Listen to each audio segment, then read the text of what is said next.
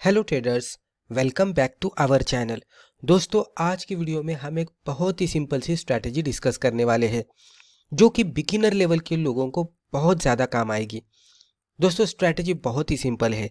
Support resistance की ये strategy है। इवन बहुत सारे लोगों को ये पता भी होगा कि सपोर्ट पे आने के बाद बाय करना चाहिए, रेजिस्टेंस पे जाने के बाद सेल करना चाहिए। लेकिन बहुत सारे ट्रेडर्स को ये प्रॉब्लम आती है कि वो support and resistance properly draw नहीं कर पाते। इवन स्टॉक सपोर्ट पे आने के बाद वो सही से बाइंग सिग्नल आइडेंटिफाई नहीं कर पाते और सेल सिग्नल भी रेजिस्टेंस पे आइडेंटिफाई नहीं कर पाते। जब भी रेजिस्टेंस को ब्रेकआउट देकर स्टॉक ऊपर जाता है तो भी एक नया बाइंग सिग्नल जनरेट होता है ब्रेकआउट के अकॉर्डिंग, तो एक फ्रेश बाय फिर से वहां पे जनरेट होता है। उसको भी वो अच्छी तरह से आइडेंटिफाई नहीं कर पाते और उसके वजह से बहुत सारे अच्छे अच्छे ट्रेड के जो कैपेबल होते हैं बढ़िया रिटर्न देने का, तो वो मिस करते हैं। तो एग्जैक्टली ये वीडियो में हम यही देखने की कोशिश करेंगे कि प्रॉपरली सपोर्ट रेजिस्टेंस ड्रॉ किस तरह से करना चाहिए।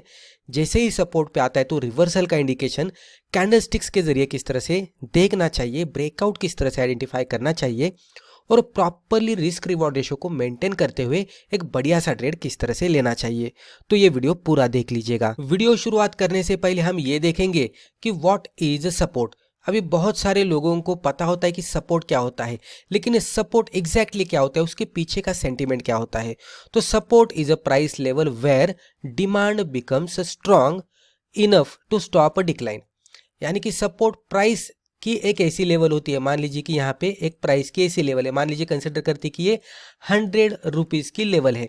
ये सपोर्ट की एक लेवल है, इस तरह से हम कंसिडर करते हैं। ये लेवल पे आने के बाद डिमांड बिकम्स स्ट्रॉन्ग इनफ। यानी कि डिमांड यानी क्या, डिमांड यानी कि जब भी स्टॉक ये लेवल पे आता है, सपोर्ट लेवल पे आता है, तो लोग इसमें बाइंग करना शुरू कर देते हैं। तो डिमांड आएगा तो बाइंग उसमें आना शुरू हो जाएगी। तो बाइंग इतनी ज़्यादा उसमें आने लगती है कि वो स्टॉप करता है, कि इसको स्टॉप करता है डिक्लाइन को। तो यहाँ पे जो गिरावट आ रही थी उसको वो रोकता है।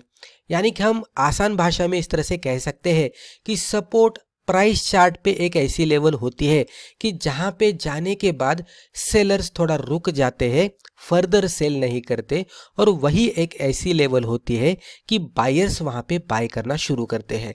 उसके वजह से सेलिंग कम होती है और बाइंग ज़्यादा होने लगती है, और उसके वजह से ही प्राइस में अपमूव आते हुए दिखती है। तो इसलिए हमें सपोर्ट को प्रॉपरली आइडेंटिफाई करना होगा चार्ट पे। दोस्तों, अगर आपको स्टॉक मार्केट सीखना है तो Amazon पर जाकर आप हमारे बुक पढ़ सकते हैं या तो Udemy पे जाकर आप हमारे वीडियो कोर्सेज भी देख सकते हैं। Next point is what is resistance. दोस्तों, रेजिस्टेंस को भी हमें अच्छी तरह से समझना होगा। तो it is a price level where selling pressure becomes strong enough to stop an uptrend. तो एग्जैक्टली ये क्या है, तो एक चार्ट पे एक ऐसी लेवल है कि जहां पे जाने के बाद सेलिंग प्रेशर होता है वो स्ट्रॉन्ग इनफ होता है। यानी कि इतना ज़्यादा होता है कि वो क्या कर सकता है, तो स्टॉप कर सकता है किसको, अप ट्रेंड को। इसको आसान भाषा में समझे तो जब भी प्राइसेस में अपसाइड में मूव आती हुई दिखती है तो वो मूव आते आते एक रेजिस्टेंस लेवल तक आएगी, और वो रेजिस्टेंस लेवल पे आने के बाद यहाँ पे खुद ब खुद बाइंग प्रेशर कम हो जाएगा। इवन जो भी बायर्स यहाँ पे थे तो वो बायर्स यहाँ पे निकलना शुरू करेंगे, तो that buyers become seller here, right. यहाँ पे जिसने बाय किया था वो यहाँ पे सेल करेंगे, तो वो बायर्स यहाँ पे सेलर बन जाएंगे।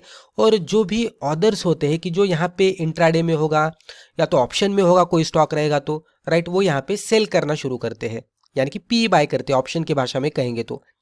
और एग्जैक्टली उसकी वजह से यहाँ पे सेलर्स ज़्यादा एक्टिवेट होते हैं और उसकी वजह से प्राइस में गिरावट आती है। तो एक इनफ प्रेशर होता है सेलिंग का, एक स्ट्रांग इनफ प्रेशर होता है कि जिसके वजह से यहाँ पे प्राइसेस रुकते हैं अपसाइड में जाने से फर्दर, और इसमें गिरावट आना शुरू होती है। तो रेजिस्टेंस एंड सपोर्ट प्रॉपरली किस तरह से ड्रॉ करना है पहले वो हम देखते हैं। How to draw support and resistance correctly. तो इसको हमने कुछ स्टेप्स में डिवाइड किया है, इसको हम आसानी से समझते हैं। तो rule 1, choose daily time frame. आपको पहले क्या करना है, अगर आप स्विंग ट्रेडर है, शॉर्ट टर्म के इमीडिएट शॉर्ट टर्म के ट्रेड लेना पसंद करते हैं, तो आपको क्या करना है, डेली चार्ट ओपन करना है। मान लीजिए कि डेली कैंडलस्टिक चार्ट आपने ओपन किया, तो ये हमारा रूल नंबर 1 है।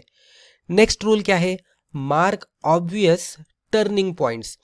अभी टर्निंग पॉइंट्स क्या होते हैं, तो मान लीजिए कि डेली टाइम फ्रेम ओपन करने के बाद हमें इस तरह से कुछ सिनेरियो दिख रहा है, राइट। तो हम यहाँ पे क्या करेंगे, ऐसे लेवल्स देखेंगे कि जहाँ पे जाने के बाद स्टॉक में एक तो टर्निंग हो रही है। टर्निंग पॉइंट यानी क्या कि ऊपर से नीचे जाएगा या तो नीचे से ऊपर जाएगा, राइट। जैसे कि आप यहाँ पे देख सकते हैं, ये एक टर्निंग पॉइंट है। पहले ऊपर जा रहा था, यहाँ पे टर्न लेकर नीचे आया, फिर से यहाँ पे ऊपर जा रहा था, टर्न लेकर यहाँ से नीचे आया, फिर एक टर्निंग जोन हो गया जहाँ पे यहाँ पे नीचे जा रहा था, ऊपर आ गया। तो इस तरह से हमें ये टर्निंग पॉइंट्स ड्रॉ करने हैं। इसको ही हम सपोर्ट एंड रेजिस्टेंस कहने वाले हैं, राइट। यहाँ तक मुझे लगता है कि आपको समझ में आया होगा। ये सब कुछ हम चार्ट पे भी देखने वाले हैं, यहाँ पे आप थोड़ा थ्योरेटिकल भी समझ लीजिएगा। Rule number 3, treat them as zones not exact lines. अभी जो भी इस तरह से हमने लाइंस मार्कआउट किए हैं, तो इसको हमें buying zone and selling zone इस तरह से कंसिडर करना है। यानी कि दोनों लाइंस को मिलाकर ये हमारा बाइंग जोन हो गया और ये ऊपर वाले लाइन को मिलाकर ये हमारा सेलिंग जोन हो गया। तो एग्जैक्टली प्राइसेस को हम नहीं देखेंगे। जैसे ये जोन पे आता है, कोई कैंडलस्टिक हमें रिवर्सल के इंडिकेशन देती है, हम बाय करेंगे। जैसे ही ऊपर वाले जोन पे आता है, कोई कैंडलस्टिक हमें फिर से रिवर्सल के इंडिकेशन देती है, यानी कि बेरिश कैंडल बनती है, हम यहाँ पे सेल करेंगे, राइट। अब नेक्स्ट पॉइंट, मान लीजिए कि आपने properly support and resistance draw किया है। अब हम कंसिडर करते हैं कि हम शॉर्ट टर्म में बाइंग कर रहे हैं या तो स्विंग ट्रेडिंग कर रहे हैं। तो यहाँ पे हम जब भी स्विंग ट्रेडिंग करते हैं या तो शॉर्ट टर्म के लिए पोजीशन बनाते हैं, तो हम बाय के हिसाब से इसको कंसिडर करते हैं, बाय के हिसाब से हम इसको सोचते हैं। तो इसमें हम दो तरीके से बाय कर सकते हैं। उसमें पहली स्ट्रैटेजी है बाय नियर सपोर्ट, यानी कि पहले स्टॉक नीचे आया है और यहाँ से ऊपर गया है, तो ये हमारा टर्निंग पॉइंट हो जाता है। इसको हम इस तरह से मार्कआउट करेंगे, राइट।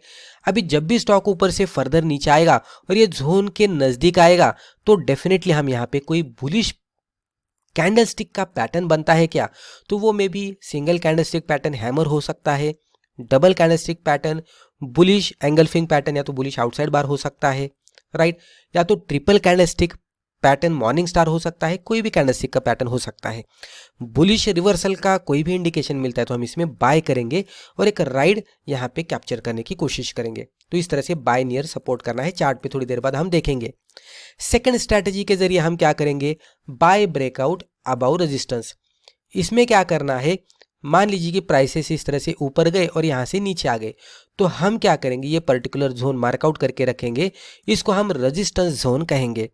तो बाय ब्रेकआउट अबाउ रेजिस्टेंस, जैसे ही यहाँ पे जाकर कोई भी इस तरह से कैंडलस्टिक ऊपर जाकर क्लोज आउट देती है, तो यहाँ पे ये पहले ये इस तरह से निचले जोन में था और यहाँ पे शिफ्ट होकर ऊपर के जोन में चला गया, तो यहाँ पे एक फ्रेश ब्रेकआउट के बाद एक फ्रेश जोन में स्टॉक एंट्री कर गया, तो हम यहाँ पे एक नया फ्रेश बाय कंसिडर कर सकते हैं, जहाँ पे हम कैंडल के हाई के ऊपर एंट्री, लो के नीचे स्टॉप लॉस और सिंपली 1:2 का टारगेट एक्सपेक्ट कर सकते हैं।